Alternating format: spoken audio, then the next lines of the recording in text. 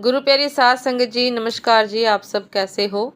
आशा करती हूँ बाबा जी के श्री चरणों में अरदास करती हूँ कि मालिक की कृपा से आप सब बहुत खुश होंगे, मौज बहार में होंगे और अवश्य ही भजन सिमरन में होंगे। साध संगत जी, मैं हाजिर हूँ आज आप सभी से एक बहुत ही खूबसूरत साखी साझा करने के लिए और उम्मीद करती हूँ कि साखी आप सभी को बहुत बहुत पसंद आएगी। तो साध संगत जी, चलिए आइए समय न गवाते हुए शुरू करते हैं। साध संगत जी, समीर बहुत परेशान था।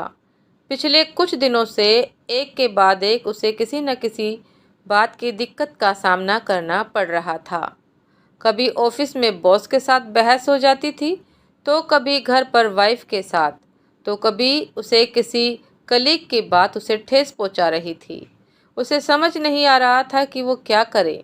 इसलिए वो एक आश्रम में अपने गुरु के पास पहुंचा और अपनी समस्या बता दी। गुरु ने उसकी बात सुनी और कहने लगे कि क्या तुम जानते हो, नेवले सांप को मारकर खा जाते हैं। क्या?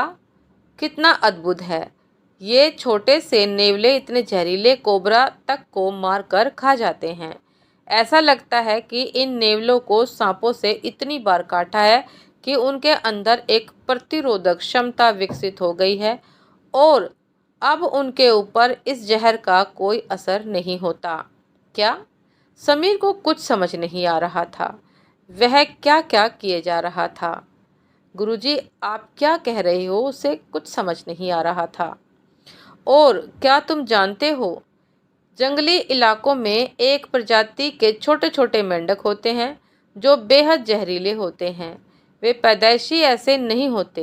वे रोज थोड़ा थोड़ा करके ऐसा खाना खाते हैं कि उनके पूरे शरीर में जहर भर जाता है और लोग उनसे दूर ही रहते हैं। यह सुनकर समीर से रहा नहीं गया और वह झंझलाहट में बोला, मुझे समझ नहीं आता कि मैंने आपसे अपनी लाइफ की एक प्रॉब्लम शेयर की और आप मुझे जंतु विज्ञान का पाठ पढ़ा रहे हैं।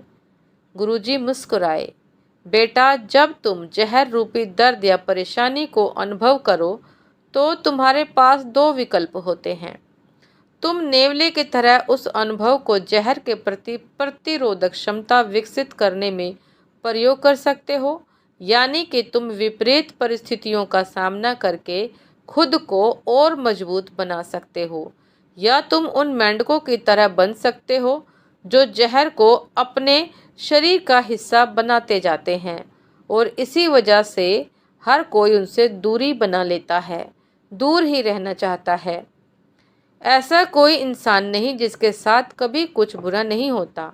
ऐसा होने पर कोई कैसे प्रतिक्रिया करता है, यह उसके ऊपर निर्भर करता है। बताओ, तुम कैसे बनना चाहोगे, नेवले की तरह या मेंढक की तरह? साध संगत जी, जीवन में पूरी जिंदगी में बुरे अनुभव को नज़रअंदाज नहीं किया जा सकता। जो किया जा सकता है वो ये है कि हम इन अनुभवों को कैसे लेते हैं, हम खुद पे इनका क्या असर होने देते हैं।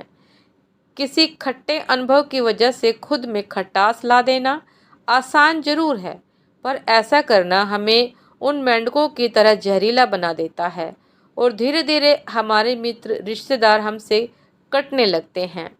लेकिन अगर हम उस बुरे अनुभव को सकारात्मक लेते हैं और खुद को मजबूत बनाते हैं तो हम उन नेवलों की तरह सशक्त हो जाते हैं और फिर बड़ी से बड़ी बाधाओं को पार करना सीख जाते हैं।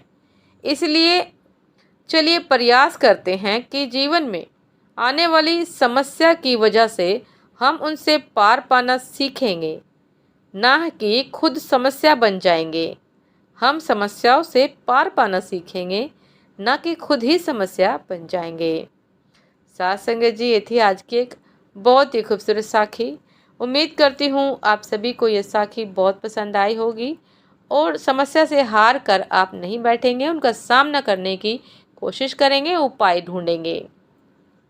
आपसे फिर मुलाकात होती है साथ संगत जी, एक नए शब्द साखी के साथ, एक नए विचार के साथ। तब तक के लिए आज्ञा दीजिए। नमस्कार जी।